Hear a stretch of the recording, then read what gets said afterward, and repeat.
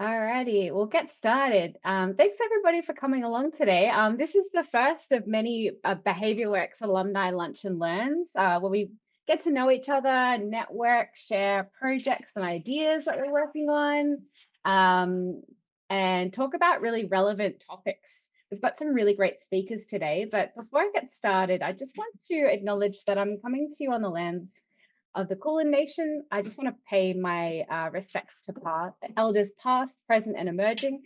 And I also want to mention that we're in wombat season now. So wombat season is a really lovely time of year. I find it to be a really reflective time of year where we can, go inside our houses and just stay warm and, read books and things like that. But there's lots of active wildlife. Wombats come out of their burrows to graze. Lyrebirds, they start doing their courtship dances. And birds migrate from Tassie. So you'll notice the weather is starting to cool down. There's misty mornings. You might see some mushrooms out and about if you're going out walking. It's just a really lovely time of year. So I want to introduce our first speaker today. Kiran is going to be talking to us about vaping behaviours in young men. So Kiran is the lead of the Commercial Determinants of Health team at Vic Health. He brings over a decade of experience tackling complex challenges and improving health outcomes through systems change. But don't let me speak for you, Kiran. I think you've got co-host permission. So over to you in the studio to take it away. Fantastic. Thanks, Danny. I might need you to come along to more of my presentations to give me such a glowing endorsement. I'm going to share my screen and we'll have your attention for the next sort of 10 to 15 minutes.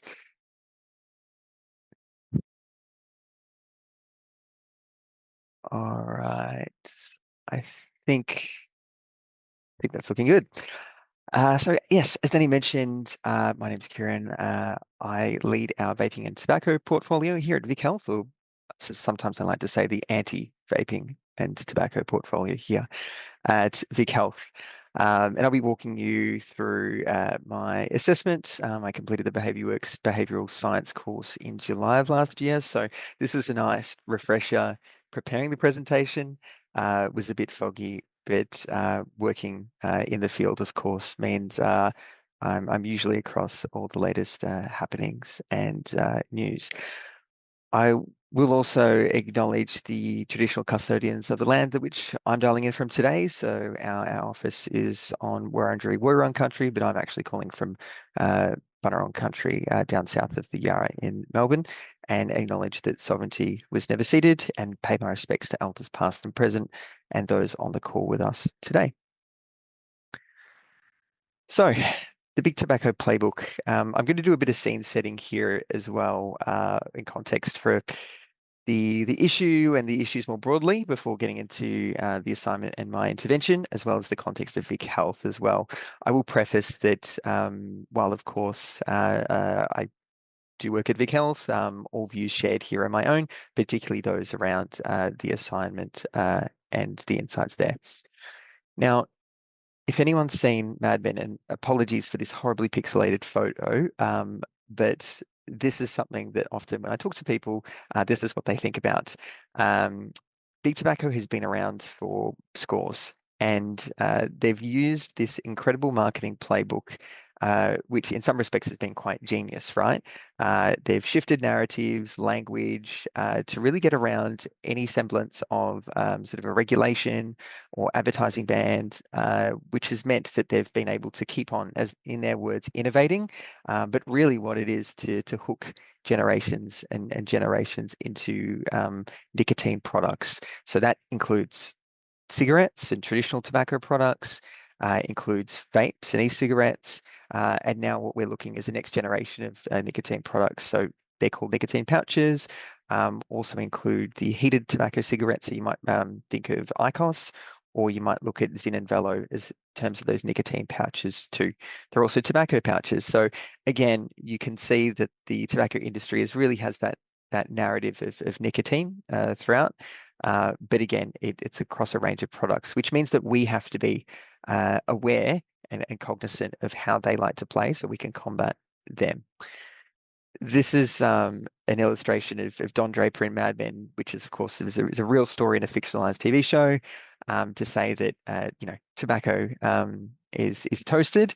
And again, you see claims from physicians. Thankfully, today in 2026, we don't have physicians claiming that some cigarettes are less irritating, of course, but again, it's quite interesting back in the 60s, the lobbying, and there is still lobbying actually that happens today. It's just far less apparent. But with a bit of digging, you can certainly see that there are still to this day donations being made by tobacco companies to major political parties. So this is what we'd say a new face of an old enemy. So the big tobacco playbook, they've kept up, right? They've rebranded, repackaged, and reloaded. And they have this new generation now, and a new generation that are unfamiliar with those industry tactics. So when I was growing up, I was seeing on TV those really visceral ads. You might see a heart or a lung with black tar being squished out of it. This new generation don't have exposure to any of that, right? Because that has come and gone. When I first started, going out to bars, etc., cigarettes had just stopped being available for use indoors or for smoking indoors. So now what we're seeing is a new generation that haven't been exposed to that, and therefore don't perhaps have that sort of messaging ingrained in their thinking when being introduced to these products. You can also see I've left two screen grabs down below. Big Tobacco have reframed a lot of their language and their strategies towards something called a smoke-free future, which references moving away from tobacco products and things that have aerosol and vapor, which of course result in secondhand smoke inhalation, but also, of course, look at how they can keep up around strengthening regulations, which is a great thing. The regulations are being strengthened, but of course they're finding other ways through nicotine pouches and sort of non-combustible tobacco products. What's really interesting, you might notice, is that they're still advertising to this day, which I'll speak about in a moment.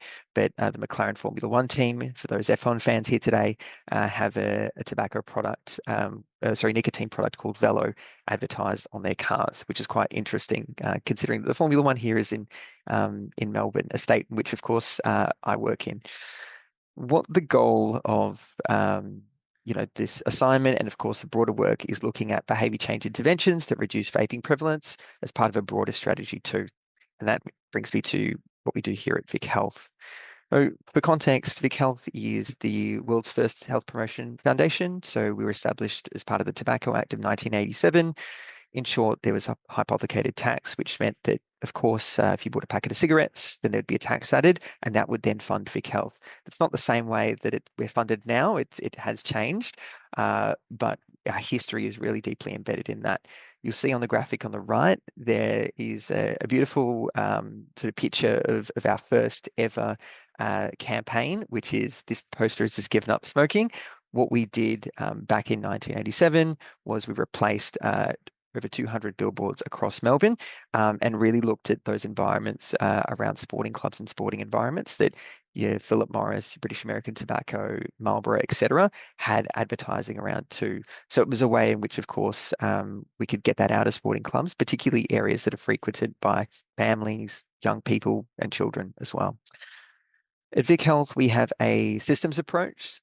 So we have, initially while we've had campaigns across a range of public health issues and programs and initiatives, we've taken a broader approach. So our new strategies are released in the last 3 to 4 years, looks at systems. One of those 3 systems is the commercial and economic systems as well. So we refer to that as the commercial determinants of health, understanding how corporations and organizations drive and impact health and health outcomes for people. So a big focus of our work happens to be tobacco and vaping, but we also look at alcohol, gambling, and the wellbeing economy as well. So in terms of the landscape, and this is now getting into the assignment, is that found that we know that there are structural failures and issues. legislation and enforcement alone are insufficient. So if you keep up with the news, you can see that there are things like fire bombings. You might note that you might have a friend or a family member or someone that you might know can purchase a packet of illicit tobacco for $10 to $14 as opposed to paying $40 to $50 in a supermarket or a authorized retailer, as well as purchasing a vape, which is actually illegal in Australia, despite the fact that we know readily you can still access them. I think I pass about 4 stores on the way to work every morning. We also know that traditional campaigns, they tend to rely on this fear-based information-only approach. So when you might think of government campaigns, they often come from a punitive lens, and particularly post-COVID as well, we know that young people in particular may not look to trust the voice of government as well. So those attitudes have shifted quite significantly in the last 5 to 6 years. And then, of course, we know that facts alone are insufficient to support behaviour change. So while I referenced that there is a new generation, typically they are aware of the harms. However, without that peer-to-peer message, it can seem quite paternalistic and quite authoritative as well. I've just left a screen capture of a Generation Vape report, which regularly surveys people across the country. One of the latest waves last year demonstrates that you can see that about 1 in 6 to 1 in 7 adults regularly vape. The trend is sort of stable at the moment. We're getting some indication that it's trending down, which is great. But what we're also seeing is a new generation that are looking at other products as well.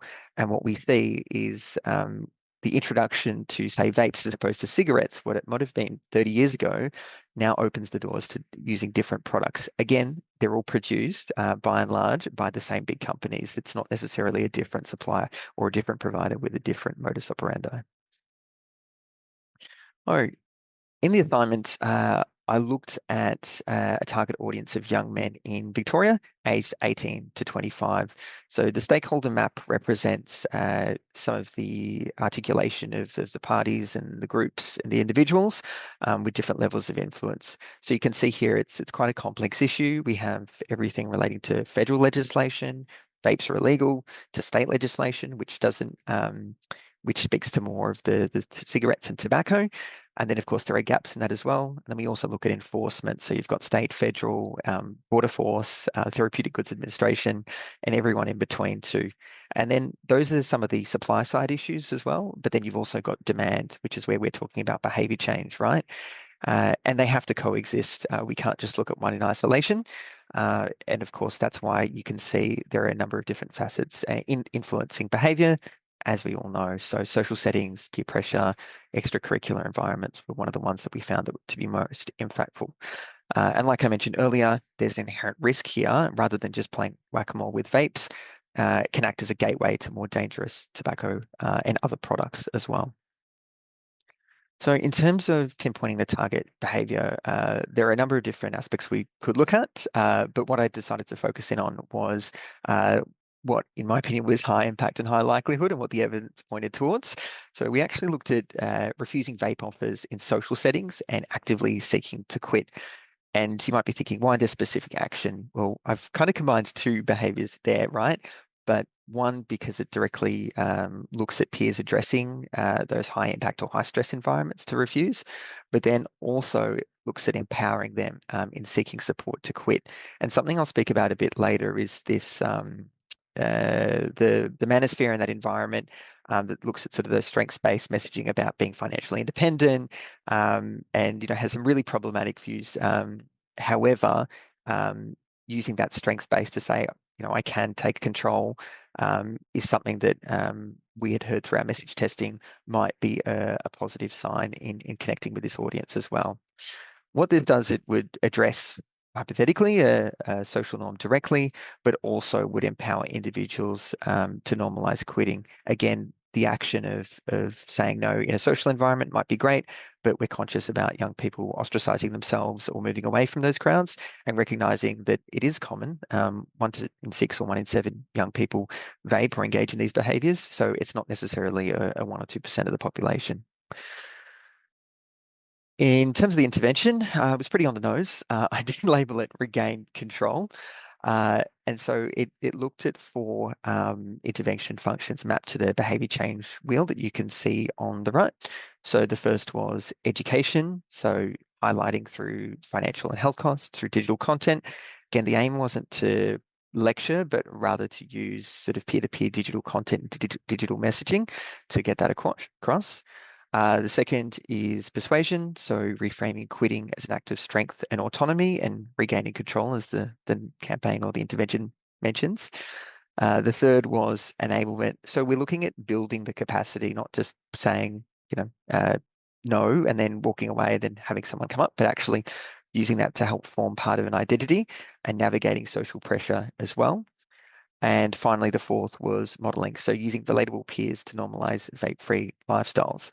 A challenge that we have related to this when we talk about peer-to-peer messaging is we often don't have that longitudinal sort of data and time gap that we do with smoking or tobacco use, where you might see someone that has, might be, dying or in hospital from cancer.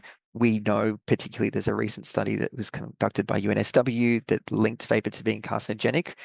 Those studies are fantastic and really strengthen our argument, but there is that real disconnect. And what we're trying to avoid is waiting, 40 to 50 to 60 years for people to see tangible impacts before they really get the message. So this is where that peer-to-peer messaging and using a strengths-based approach of saying, it might be someone like an athlete or a role model or an influencer. Saying no is much more powerful given the data and the information that we have available at hand. In terms of measuring this disruption, took a quite a utopian approach to this, but also applied a couple of other measures with the evaluation strategy. So looked at 3 components. So we targeted behavior change, pre and post self-report surveys, measuring the frequency of vape refusal and support seeking. The second is driving or behavioral driver change. So looking at shifts in psychological drivers, and they would be evaluated against the model I showed earlier. And then looking at the combi approach as well.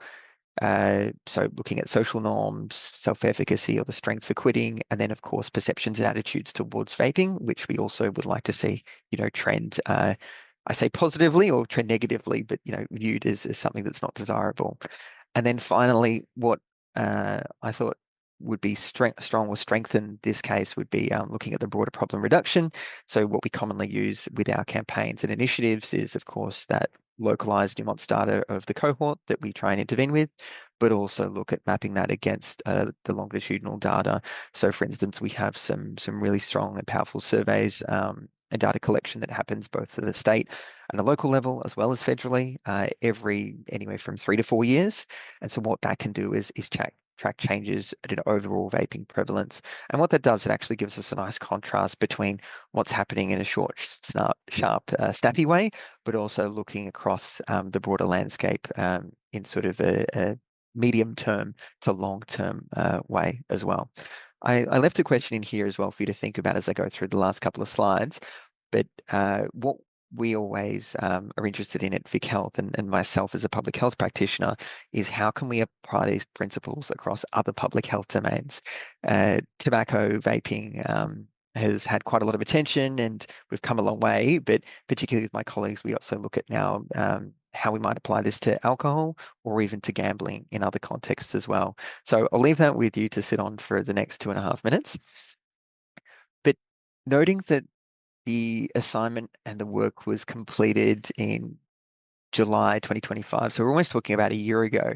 There have been some interesting things happen in the ether throughout that time. And so it's really interesting talking to Danny and the team about preparing this presentation. And it's something that you might have seen recently, just last month actually, was the Lou Thurot documentary Inside the Manosphere. And also a shift from big tobacco to further legitimize themselves and really play into this manosphere space. So at Vic Health, we conducted some message testing with young people throughout the last year, and we found there was a real sentiment for community identity and belonging that linked with using these products as well. And so what we had found particularly with the documentary, and a lot of the facets in that it allowed some of this legitimization without directly addressing it. So you might see in the documentary, and of course in those circles, things like nicotine pouch use, vape use, and those are also another way in which streamers, influencers can sort of flout the advertising restrictions and regulations we have here in Australia because they're global. And we know that even with the social media ban, those people under the age of 16 still have access. And so it's still infiltrating their space and grabbing their attention too.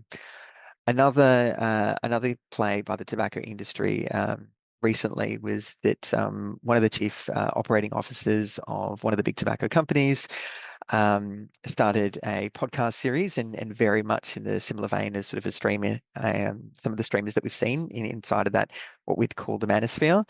And they've actually haven't necessarily been talking about cigarettes, nicotine pouches, vapes, but what they've been doing is using the influence of figures to get attention to this podcast, and then of course have messaging that's tied to those products, whether it's explicit or implied. So Boris Johnson was on there recently, the former British PM, Tony Abbott, former Australian PM, and Zach Brown, the head of the F1 team as well. And some of these figures are actually being paid to be on there as well. So it's certainly concerning. And again, just points to that Don Draper image that I showed you earlier about tobacco advertising in the 60s, and just how far that's evolved throughout the course of time. And I know it may seem to the regular punter that we don't see ads on billboards anymore or on TV, but we can certainly find them in spaces and places, particularly that young people play, particularly in a digital environment as well.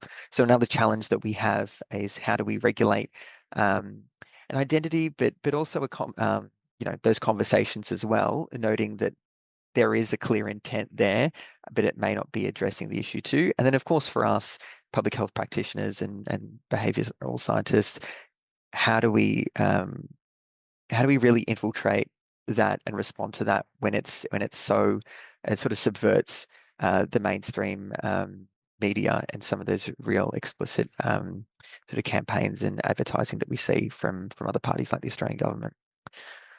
So that brings me to the end of the presentation. I'll pause there. Fantastic. Thank you so much, Kiran. Everyone just give a digital round of applause for Kiran's presentation. My God, what a melting pot of problems. What an intersection between policy, regulation, advertising, identity. Does anyone have any questions they might want to ask? We do have a couple minutes for questions. It's not a question, but I just want to kick it off by saying that purely as an educator, when I saw the intervention matching slide, I was like 10 out of 10. I'm so happy. I'm so proud. This is perfect. Brilliant. No, It's I appreciate working, that. Kavya. And I should say the probably a reflection from the course as well. I was familiar with the East frameworks and some of the other ones as well, but I think it was a good refresh. And even just using some of the tools and approaches that are probably a bit more sort of inferred through our work as well. It was really nice to bring that across and apply it, particularly we do a bit of stakeholder mapping, but taking some of the other approaches using the ATACT framework has been something that I've been able to get my team involved in as well, which has been good. Yeah, that's fantastic to hear. I'm curious about advertising. I know that you can get targeted advertising on, let's say, like Spotify has like personalized ads that they like top and tail lots of podcasts with. I wondered if if the government is looking at regulating that space, especially if there's like American content, and you were mentioning before, like the US has got a totally different regulatory space when it comes to tobacco products.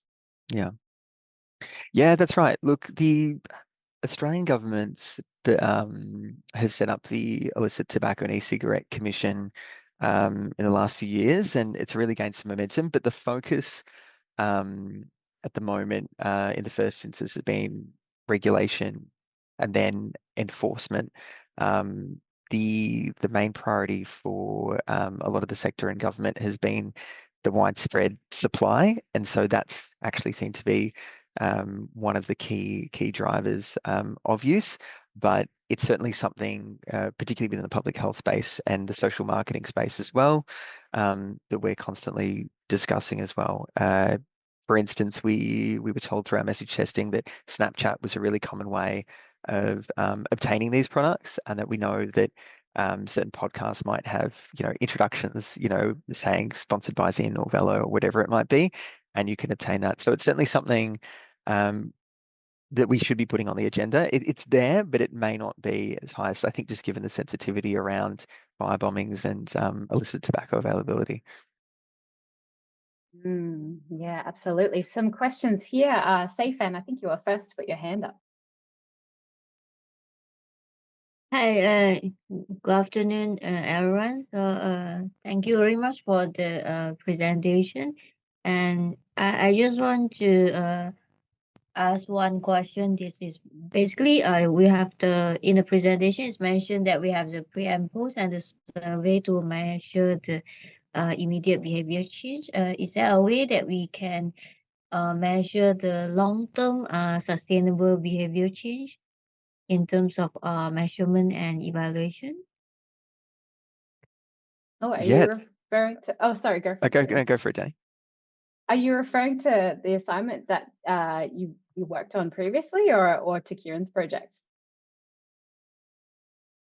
For this project, and it's also for overall for in a general view, because based on the course that I attended last year, I was actually looking at how to apply it at my workplace. So technically, I'm also looking for pre and post as a immediate measurement, but also very keen to know how do we measure long-term sustainable behavior, if there's any measurement and evaluation that I can put through. Yeah, I mean, I'm happy to speak from the project side. We're pretty fortunate that, and I know the different states and jurisdictions have different approaches, but particularly in the sort of tobacco and vaping space, we have a relatively coordinated and continuing on working on a coordinated process to data collection.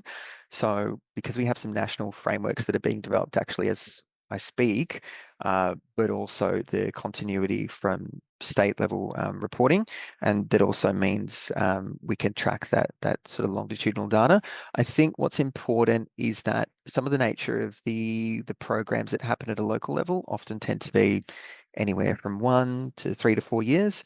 And while that's great to provide those snapshots, the longevity of even the evaluation component of those programs is probably a consideration to, again, map some of those higher level drivers. I think an issue that we have more broadly is sort of that survey fatigue, and some of the surveys that capture, attitudes, perceptions towards vaping, those types of products. They're often in a broader survey that has something like 120 questions and cover a range of topics as well. So it's also about us being strategic with what we can get elsewhere, and then what we can find to complement the work too. But the good news is that we do have ongoing conversations, particularly with my counterparts that work in VicGov, and even peak bodies that do a lot of this work, like the Cancer Council too. So it does happen. It can be challenging, but there is a degree of coordination, which is encouraging. We had a question from Tanya, but I think she's put that in the chat. She said, I know your study was done last year, but curious to know if the Queensland ban on vapes and enforcement of the ban has provided insights to a path forward. Great question. So I mean, because I, of course, work in Victoria, that's the focus of the assignment, and we do have colleagues nationally and internationally that we speak with. What Queensland has done recently, particularly with their licensing regulations for tobacco stores, they've introduced a lot of provisions around closure powers. So if a store is selling products, they can close them for a specific period of time, without going through the court process. I won't say the number because don't quote me on that, but I know it is quite strong. It's considered to be quite good compared to Victoria, as well as the enforcement. Queensland have a strong workforce of officers that can go around and then enforce at those stores too. So Victoria, we have just established a workforce. It is small compared to Queensland and New South Wales, and our closure powers are a bit smaller as well. So those insights are really useful for us in order to beef up our policy asks, particularly when working with government, to ensure that they're both appropriate, considering that Victoria is such a popular state, but also supports the work done in other states as well, because we know tobacco, for instance, isn't grown in Australia, so it's coming from overseas. So it doesn't matter where it is, stops our border, it's getting through the country. So that unified approach is really important to us. Yeah, good to hear that there's a bit happening in this space in terms of regulation. I'm just mindful of the time. We'll take one last question from Sue before we move on. Go ahead, Susan. Yes. Thank you. Really interesting presentation.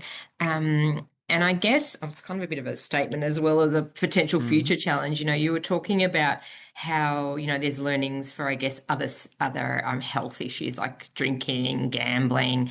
And I feel like, you know, if you somehow can join forces, because when I'm hearing you talk, there's very limited resource really to tackle such a complex, difficult problem that's now been infiltrated by organised crime, and so on so many levels. So I was just wondering if there already, you know, more collaboration going on across these sorts of topics, and even just from I saw on the news this morning, like what's the future risks are coming up. So for example, now it's a Z-Mic being sold on the black market, and people getting ill and dying from buying it that way because they can't, you know, it's costly the other way. So it just feels like a mega problem that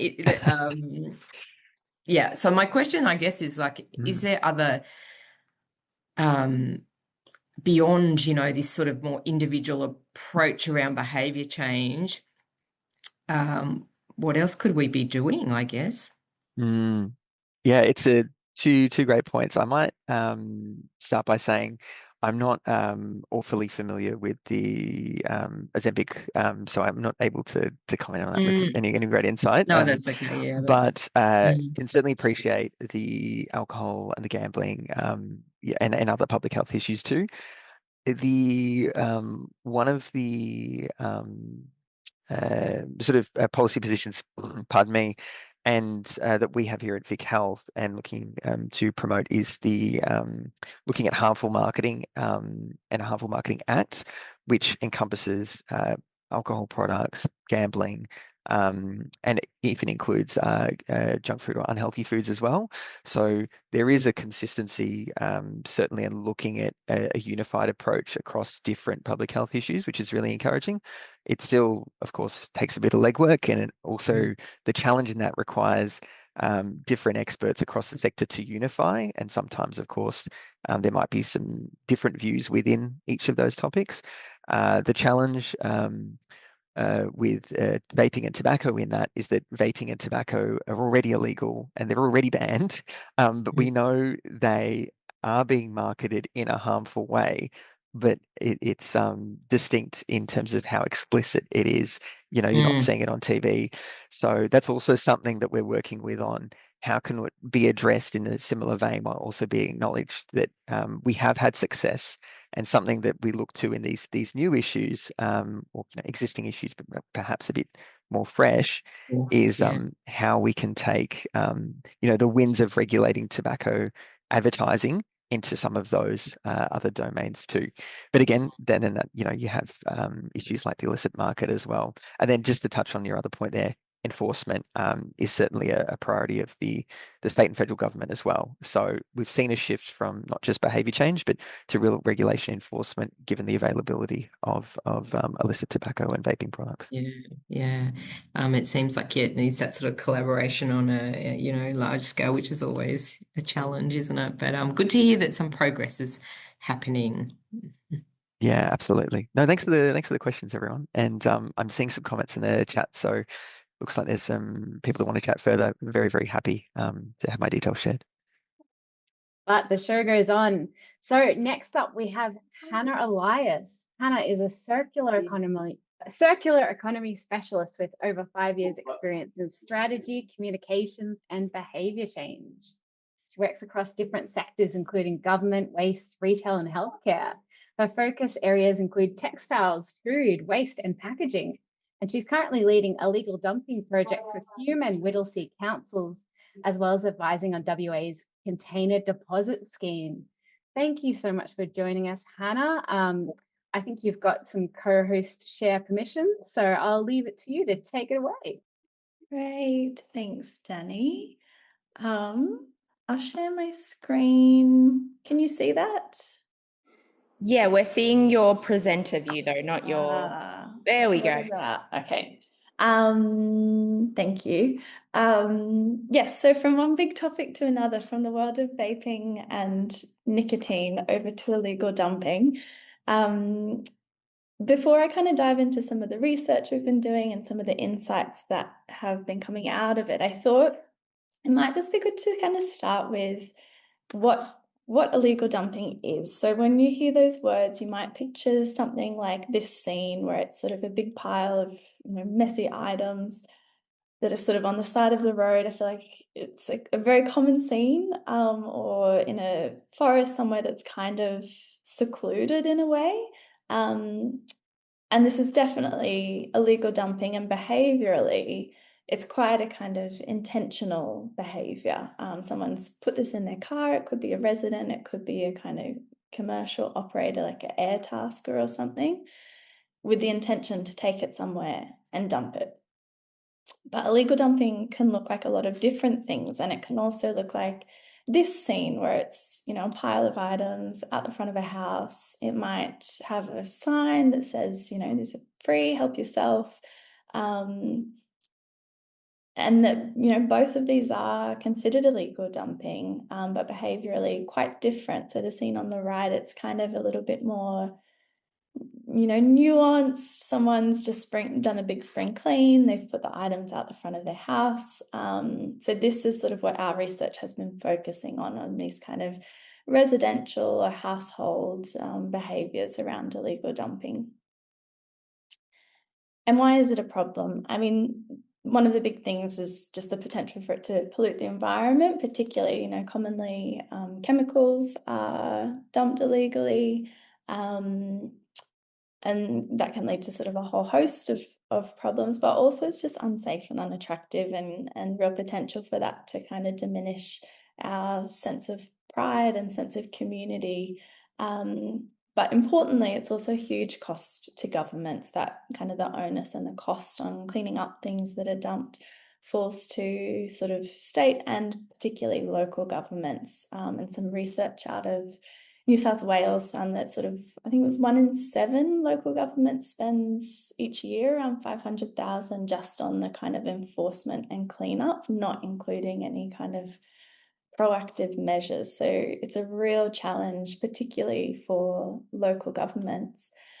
But there's also this tension between that we have a really thriving curbside economy in Australia. And so, it is a problem and there are significant impacts, but at the same time, I have a gorgeous mid-century bedside table that I got on the side of the road, and I love to tell people about it. So, while there are these big impacts, there's also this kind of other side to the challenge that we need to be thinking about.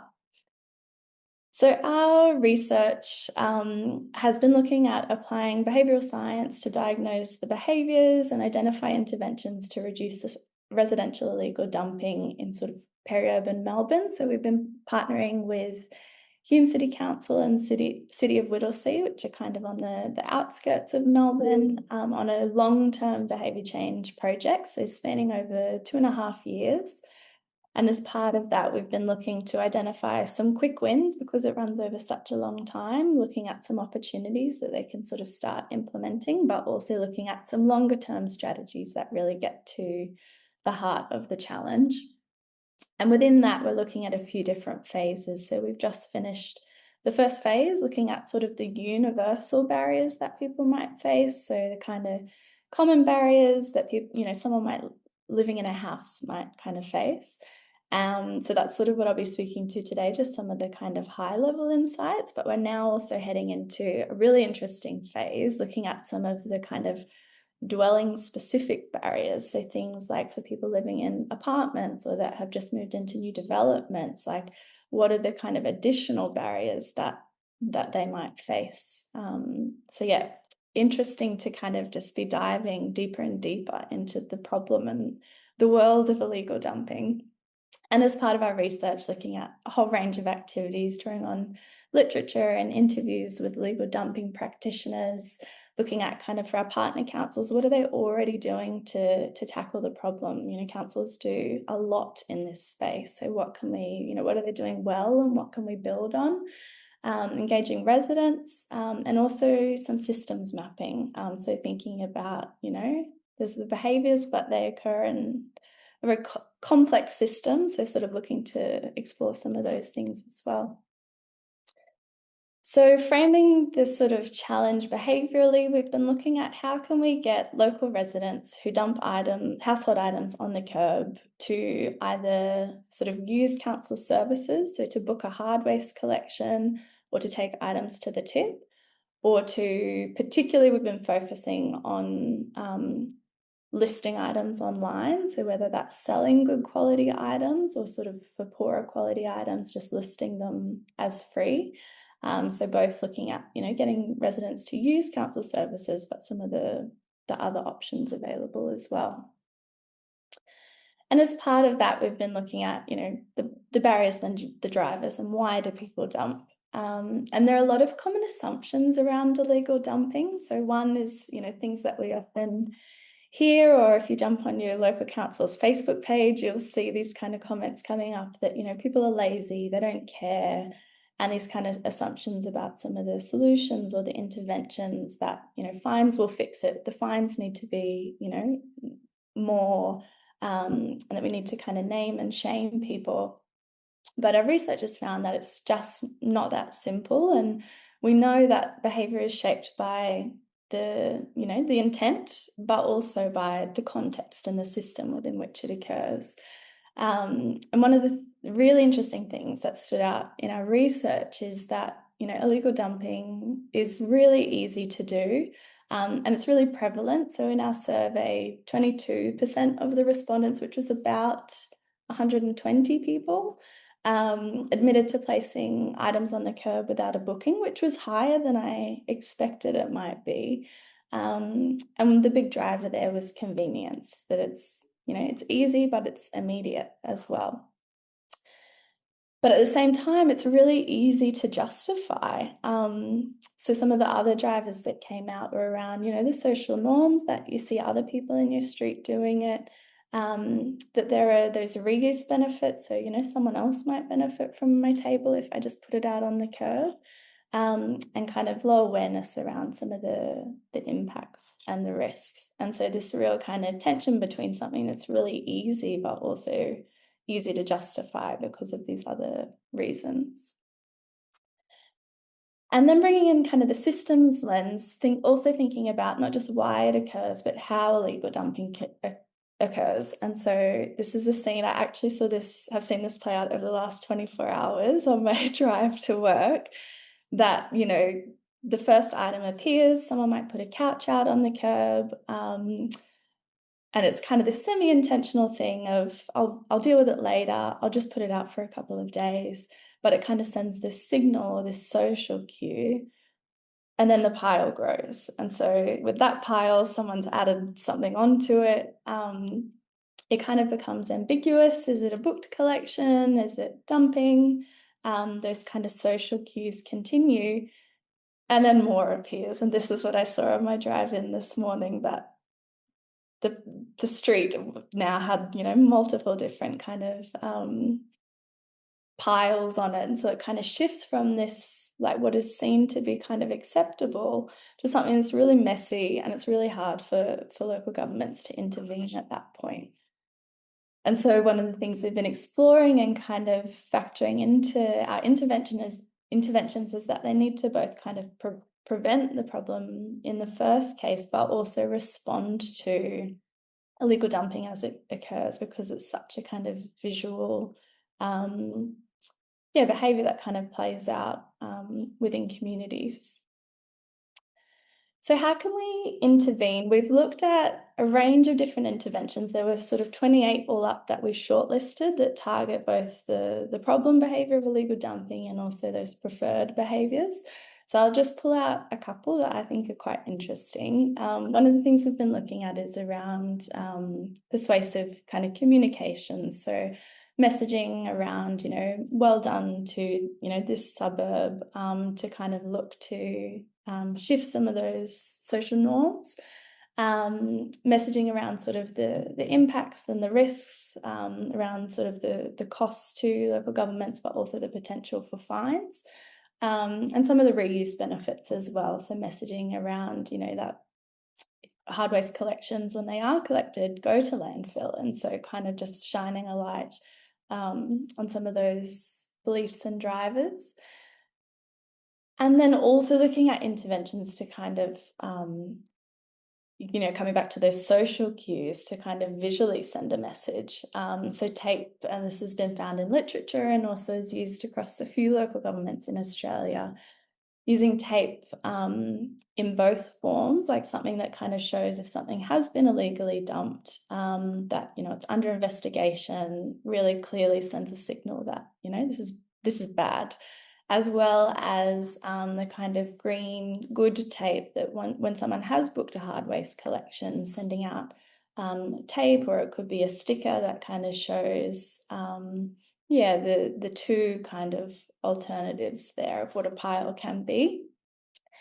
And also something that a few councils across Australia are looking at is sort of having a tip shop. And again, this tension between people want to kind of see the items reused. And so, what's the role of local governments in kind of facilitating that?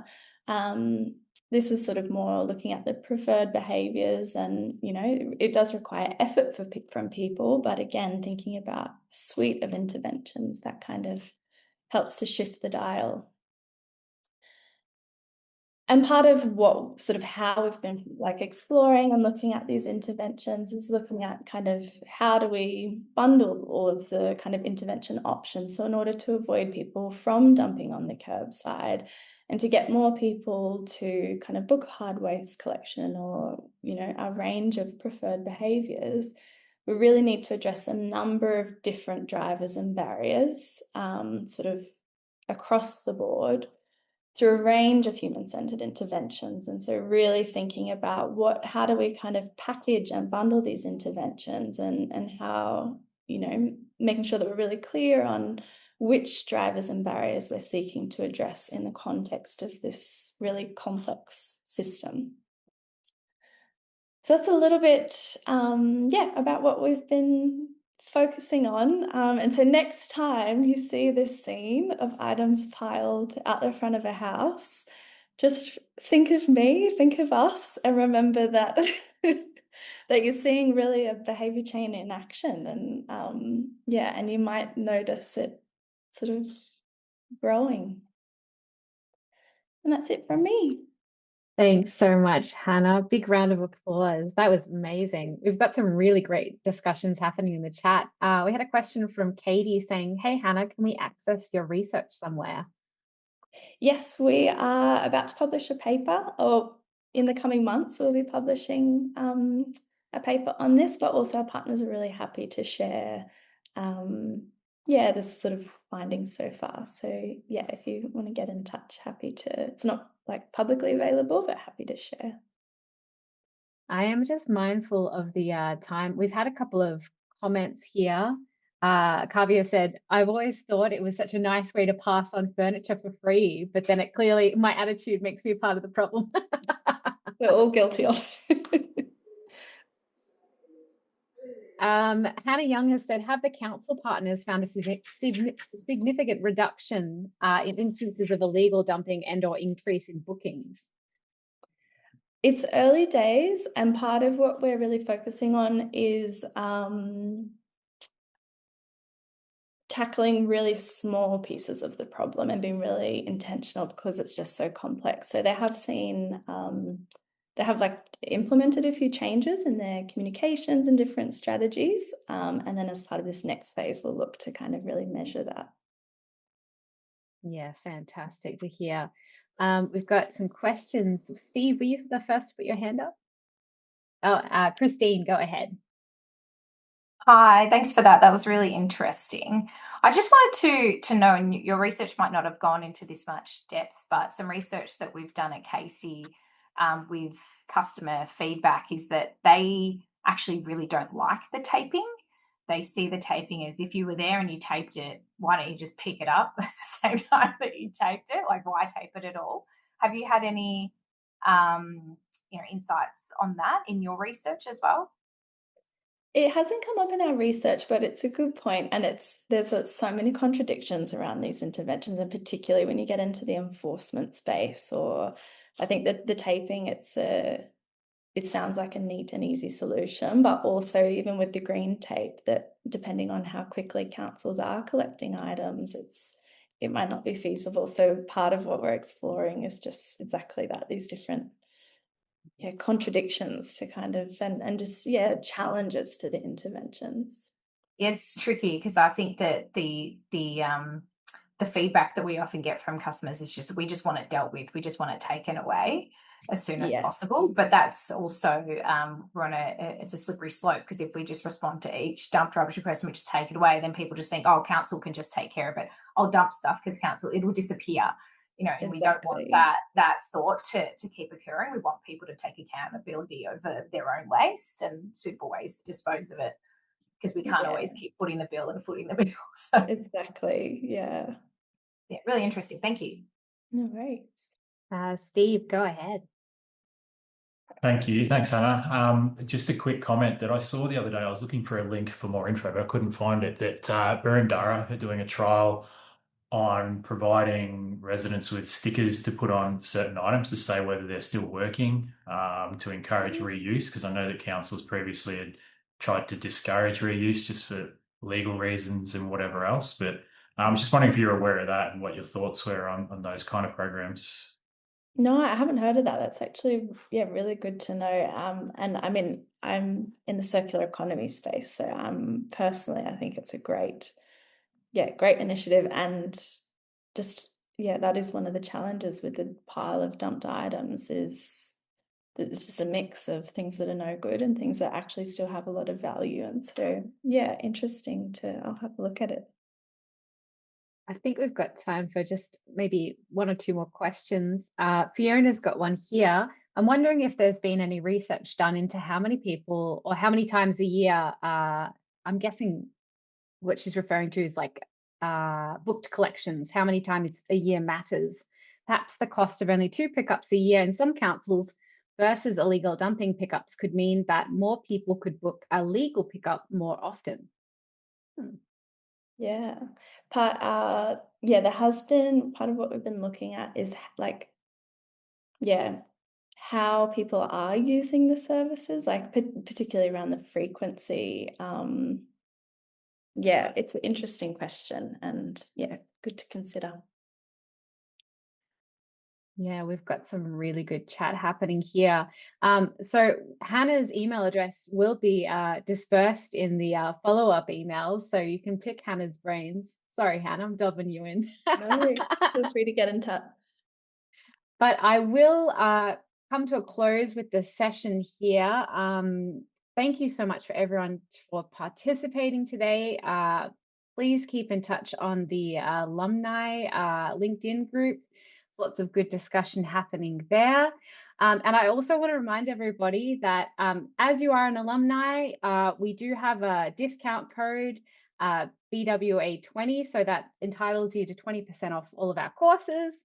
And you can share that with your friends and family. If you recommend our courses, we're happy to have them along. The more the merrier, that's for sure.